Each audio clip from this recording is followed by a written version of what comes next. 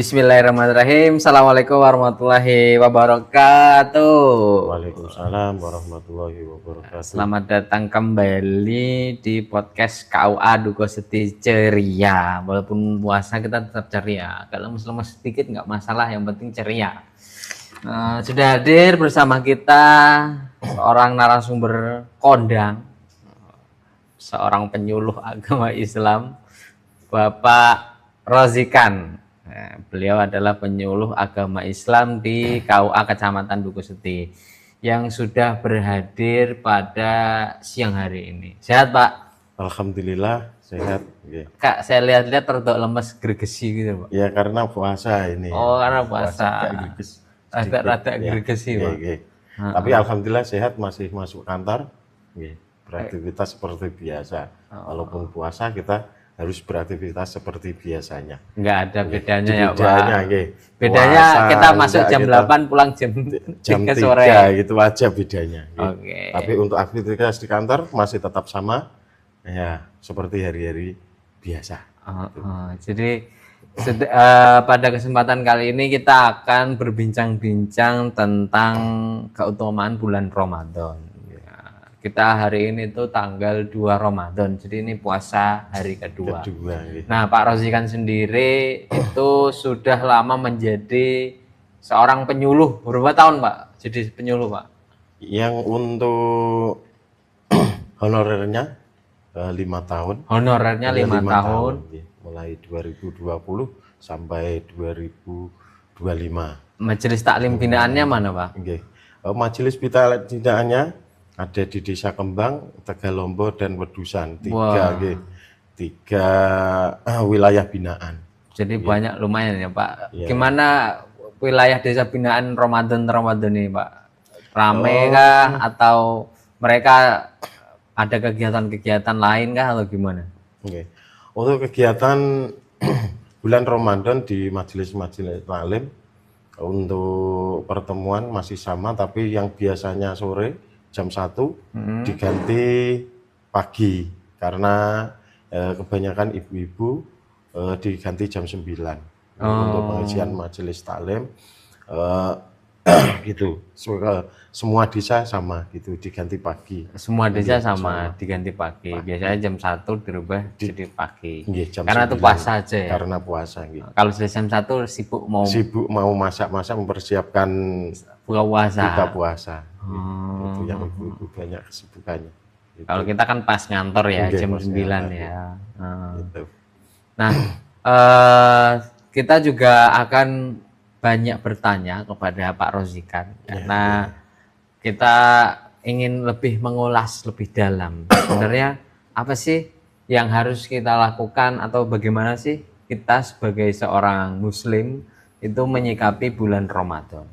Nah, pertanyaan pertama ini Pak Rozikan. Pak Rozikan kelihatan canggung gitu. Jangan canggung, Pak Rozikan. Tidak canggung, tapi rada ini suaranya kalau kan perutnya kayak sakit, Mas. Oh, berarti kondisinya kurang fit dari. Kondisinya kurang fit. Tapi Masya Allah masih puasa. Ya, masih lah gitu. Tapi nggak mokel kan ya, Pak? Wah, ya enggak tahu, Mas. Oh iya. Oke, Pak. Kan kemarin di podcast sebelumnya tuh saya sudah tanya Bunda Ciah tentang keutamaan bulan Ruah. Kalau bulan di sini orang nyebutnya Ruah itu apa? Bulan apa, Pak? Sya'ban. Bulan Sya'ban. Sekarang saya melanjut ke bulan selanjutnya yaitu bulan Ramadan. Nah, sebagai seorang Muslim nih, Pak, gimana sih kita mempersiapkan bulan Ramadan itu supaya kita ya bisa totalitas lah dalam menjalankan bulan Ramadan ini? Ya, terima kasih Mas Ibat atas waktu yang diberikan. Untuk mempersiapkan bulan Ramadan ini, karena bulan Ramadan adalah bulan yang penuh berkah, rahmat dan ampunan. Kita menjalankan ibadah itu pahalanya berlipat ganda. Maka dari itu, dari bulan Sya'ban sampai terus ini masuk bulan Ramadan hari kedua, kita tingkatkan ibadah kita. Selain ibadah wajib puasa Ramadan, membaca Al-Quran, terus sholat taraweh, Tarawih. Ya, ini sholat tarawih ini sholat yang adanya hanya di bulan Ramadan saja. Oh iya iya iya. Sholat itu yang keutamaannya luar biasa. Heeh. Oke, karena sholat tarawih adanya hanya bulan Ramadan. Sedangkan bulan Ramadan itu bulan yang penuh berkah, rahmat dan ampunan. Oke. Nah, kan kita nih masuk ke bulan-bulan yang apa ya bahasanya cukup sibuk juga ya Pak bagi penyuluh ya Pak, karena di lain sisi juga ini harusnya jadi momen kita untuk banyak berdakwah Pak. Nah, kira-kira selain daripada kita apa ya memperbanyak ibadah, terus tadi sholat itu apalagi Pak? Ya, kita memperbanyak ibadah. Selain kita bekerja seperti biasa di kantor, aktivitas untuk penyuluh agama, juga kita mengisi majelis taklim di wilayah kita binaan masing-masing.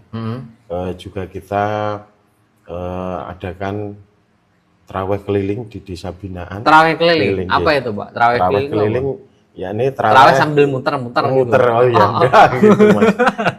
Di desa satu ke desa yang lain. Jadi imam atau ngikut terawihnya? Ya kita kalau diminta jadi imam siap. Oh, ya kita gitu. Kalau diminta jadi imam siap, diminta ceramah habis terawih, kultum habis terawih juga siap. Oh, itu program dari Kemenak atau program dari penyuluh Dugo Seti sendiri? Itu penyuluh Dugo Seti. Penyuluh Dugo Seti sendiri. Oh, berarti Masya Allah ya, inovasinya sangat ini ya. Karena kita kan biasa punya binaan majelis taklim, kadang kita diminta untuk mengisi kultum setelah sholat tarawih 5 menit 7 menit gitu. Udah itu. Jadi di lain sisi kita juga tetap berkegiatan di kantor seperti biasa. Seperti biasa. Pagi kita di kantor kita adakan membaca Al-Quran bersama-sama pegawai semua di KUA Dugo Seti. Di sebelum jam kantor masuk kita tadarusan Al-Quran. Tadarus. Terus kan kadang kita tuh kalau pegawai kalau pas bulan puasa tuh kan energinya berkurang Pak. Karena di lain sisi kita udah mulai nggak makan dari jam 3 subuh. Bisa siang-siang kan kita makan ini. Sekarang makannya nggak ada. Nah, apa sih ya jadi kuncinya Pak Rozikan supaya tetap fit pas bekerja pada pagi sampai sore hari di kantor? Iya, kuncinya kita makan sahur Mas. Kita makan sahur di jam 3 itu dengan perbanyak minum air putih. Air putih lah. Karena seharian nanti kita tidak boleh makan dan minum itu ya. Kita atur minum air putihnya biar nanti seharian menjalankan puasa, sahurnya menunya juga yang bergizi gitu. Terus air putihnya sesuai standar, jangan sedikit hanya 1 gelas. Kadang kan pagi minum air putih kan ndak suka lah, ya, tapi harus dibiasakan lah minum air putih ya. Air putihnya. Ya, gitu. Nah, Ramadan ini kan orang itu kadang ibadahnya cuma di bulan Ramadan. Orang-orang itu kadang keluar pas terawih toh, atau misalnya pas buka puasa toh, atau kadang-kadang bahkan ada orang yang nggak puasa Pak. Nah, kira-kira kita sebagai umat Muslim gitu menyikapi bulan Ramadan ini harusnya kayak mana? Karena ya tadi ada orang yang ya baru keluar ibadahnya pas bulan Ramadan. Gimana ini Pak? Fenomena ini Pak? Kalau kita lihat 2 hari ini kita lihat di jalanan ramai, orang berjualan di pinggir jalan, berjualan takjil ramai banget. Kadang yang tidak ikut puasa itu juga ikut beli gitu. Menyikapi hal-hal yang itu kita memberikan edukasi kepada masyarakat bagaimana bulan Ramadan ini adalah bulan yang berkah, bulan yang mulia, agar selama ini bulan Ramadan ini kita harus berpuasa wajib, karena puasa Ramadan itu hukumnya wajib. Jadi memberikan edukasi nggih pelan-pelan lah, jangan sampai menyinggung perasaan karena orang kadang nggih kadang merokok di jalanan atau warung Suruh yang puasa masih beduk Pak? Suruh puasa beduk dulu. Suruh latihan puasa beduk dulu. Kalau puasa beduk itu anak-anak balita itu. Oh iya, ini yang belum puasa ya kita harap puasa lah ya. Puasa nggih. Setahun Menghormati sekali. lah bulan Ramadan ini karena puasa satu tahun sekali nih. Pas adanya ya di bulan Ramadan, puasa Ramadan itu yang penuh keberkahan dan pahalanya itu dilipat gandakan. Gitu. Iya. Tapi saya selama di sini Ramadan kok emang jarang orang mau daftar nikah, kenapa ya Pak? Orang-orang sini kok daftar nikahnya jarang ya pas Ramadan gitu ya? Iya, karena gini Mas, kalau daftar nikah itu bulan-bulannya kalau orang Jawa ya, itu Syawal juga ada nikahan, tapi tidak banyak. Yang ada nanti kalau apet mungkin. Apet itu apa sih apet Pak? Apet nggih. Syawal, apet kalau orang terus besar itu yang bulan Dzulqa'dah itu yang Idul Adha itu ya. Idul Adha itu nikahan banyak biasa. Oh kan habis ini kan apa sih namanya? Habis ini kan Ramadan. Setelah Ramadan Syawal. Syawal tuh setelah Syawal apa? Muharram ya? Apa Muharram ya? Bukan ya? Apa sih setelah Syawal itu? Syawal kalau orang Jawa Apet. Apet itu bulan apa kalau dalam bahasa Arabnya itu? Lupa lah ya. Nah setelah itu baru Dzulqa'dah, ya, habis itu Dzulhijjah baru Muharram. Kalau Muharram malah tahun baru. Ada tahun baru. Kalau Muharram malah nggak ada. Jarang Mas, jarang ada tapi jarang banget. Ada tapi jarang banget. Sama kayak bulan Ramadan. Mungkin karena nggak bisa makan-makan gitu ya Pak, makanya jarang pernikahan gitu ya. Karena kalau di desa kan pernikahan itu adalah intinya pesta lah Mas.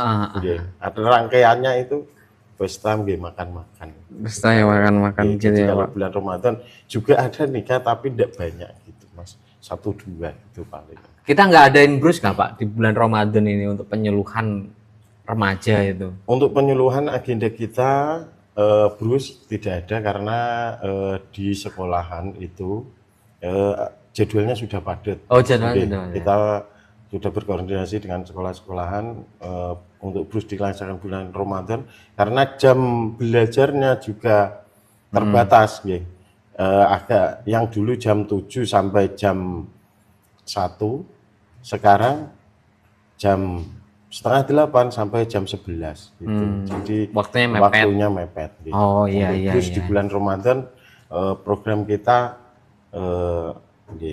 tidak ada gitu Mas. Nanti setelah bulan berikutnya baru ada. Baru ada. Karena anak-anak juga kegiatan di sekolah itu juga padat sekali. Di selain belajar juga ada ngaji kitab dari ustadz-ustadznya itu. Kebanyakan di sini kan jam 11 setelah pelajaran itu ngaji kitab. Nanti habis zuhur juga ada itu yang wajib itu jam 11 sampai jam 12. Yang program dari sekolah yang zuhur itu pondok pesantren, musola, masjid itu juga ada ngaji kitab. Kitab salaf itu. Ada dari ustadz-ustadz di kampung-kampung sini. Oh iya. Jadi emang kegiatan penyuluhan tetap jalan, justru malah tambah padat ya Pak. Bahkan biasanya kalau hari-hari biasa ya hanya jam kerja. Kalau pas Ramadan malah sampai malam-malam ngikutin terawih-terawihnya juga ya Pak. Nah kalau sekalian ini Pak, kemarin ada yang nanya sama saya. Ada pertanyaan request dari netizen. Ini ada kemarin kita buka kolom pertanyaan, khusus ditanyakan ke Pak Rozikan. Itu ada orang yang sekarang tuh habis melahirkan Pak. Terus dia mau bayar fidyah sama apa itu namanya kodok puasa, ya Pak, kodok puasa ya namanya ya, membayar ini puasa. Nah dia tuh kehilangan 20 hari puasa. Ini caranya gimana Pak bayarnya tuh Pak? Berapa jumlahnya dan menurut ketentuan itu berapa? Untuk bayar fidyahnya ya. Oke. Kalau orang melahirkan kan melahirkannya normal ya, sesar ya. Tapi kondisi sehat saya nggak tahu ya normal atau sesar, cuma pertanyaannya melahirkan gitu Pak. gitu, melahirkan tapi kondisinya tidak sakit ya? Udah sakit? Tidak sakit yang menaun ya? Enggak Enggak sakit Pak. Kalau tidak sakit itu mengganti di bulan berikutnya. Bulan berikutnya 20 hari Pak, lumayan nih 1 tahun ya, nanti kan apa dicicil lah. Dicicil.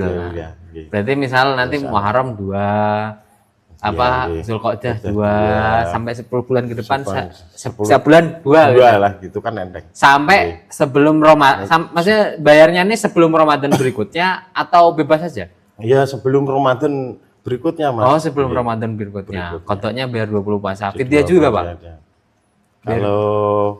Kalau di kodok zakat. Bayar fidyah, Mbak. Ora ya? Kodok ora. Lu nek iku kan nek wilayah nek keadaannya. Kodok. Iya, maksudnya kan kodok nek orang bayar fidyah. Ora, nek sakit yang menaun ya bayar fidyah. Lanjut. Nanti potong. Potong ya. Kalau sakitnya menaun, misalnya orang melahirkan ya Mas sakit wis stroke wis ya wis rada wis ora iling-ilingan.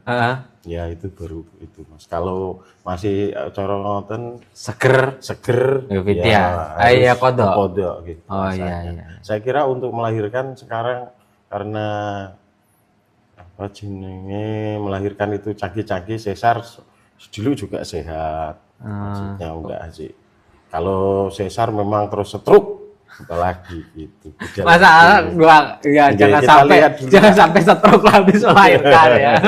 Bahaya stroke habis melahirkan. Oke. Harus dikondok ke bulan berikutnya. Nanti dipotong. Itulah tadi kita dengar dengan sesama bincang ngalor ngidul kita seputar bulan Ramadan tentang kepenjuruhan dan apa-apa saja yang kita lakukan ketika di bulan Ramadan. Nah, bagi para netizen, selanjutnya nanti akan ada podcast yang lebih seru lagi.